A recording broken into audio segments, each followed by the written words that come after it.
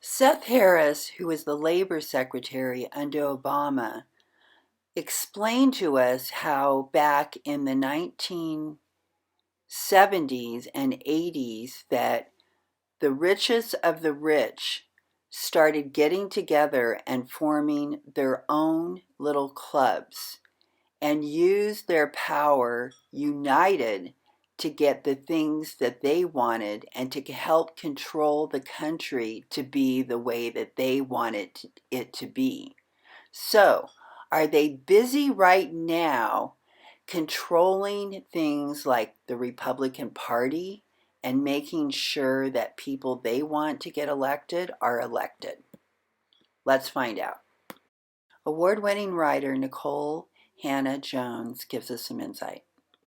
It has been a soothing narrative for us to believe that only disaffected people, only those who have some economic anxiety, only those who are too ignorant to know better would support someone like Trump. I think we needed to believe that, in a sense, that intelligent people, that thinking people, that powerful people would know better. But clearly, Trump does not get to be Trump simply by getting the support of poor and disaffected white people. They don't have the power to make a Trump. They don't have the power to donate to the campaign and certainly to turn an entire election. When you look at the polling numbers of Republicans consistently supporting Trump, there aren't enough poor white people in this country for him to poll that high in the Republican Party.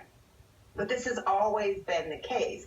I mentioned in that tweet thread the White Citizens Councils. And what those councils did was those were the most economically advantaged, most powerful citizens in the South. And they kind of pulled the strings behind the scenes. They worked up lower class white Americans. They stoked that racial divide in order to get their larger agenda.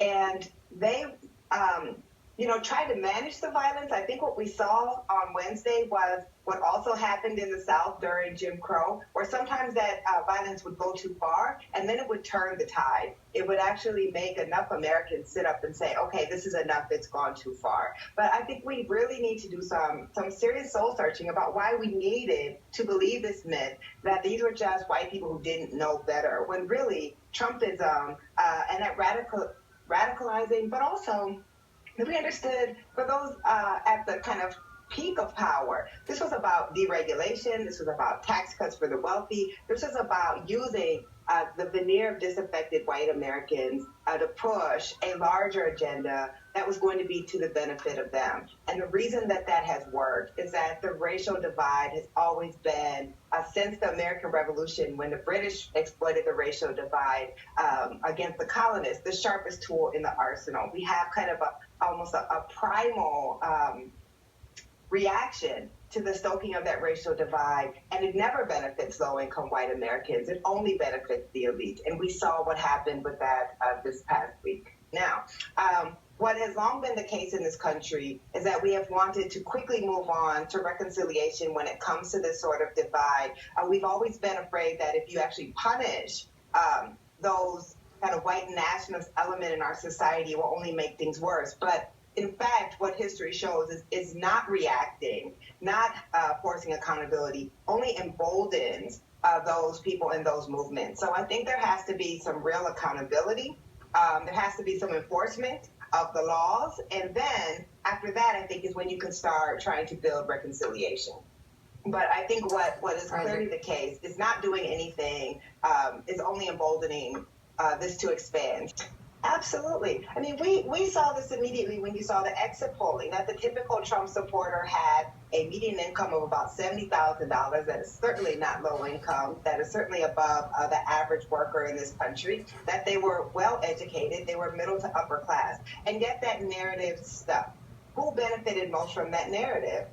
It was the elite Trump supporters who were actually the base of the party. Did the tax cuts benefit low-income white Americans? No. Does deregulation benefit low-income white Americans? It does not. But what we know is that racism, that nationalism was created as a tool of economic exploitation. It was created to exploit a black labor force, but also a poor white labor force, where white people will vote against their own economic interests because it means that they are still above the lowest person on the totem pole, which under Donald Trump, of course, would be Muslim, would be Latinos, and would be Black Americans. But just to put it bluntly, people pulling the strings, I think, that have not gotten the scrutiny. And now everyone was shocked by who showed up last week. But those of us who have been following this was not shocking. It's been clear.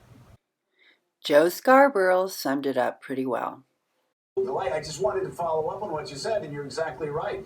The very people who were most disadvantaged by the Trump tax cuts were working class Americans. They're the ones that got screwed by those tax cuts, by the deregulation, by all the things that were helping the richest people in the world. A lot of those working class Americans pay more in taxes. Think about this, after the Trump tax cuts, than Amazon.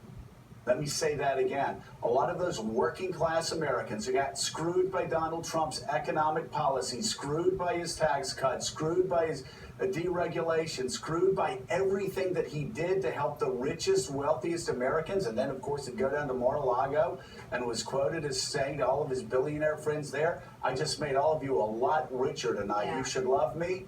It's working class Americans who continue to get the short end of the stick.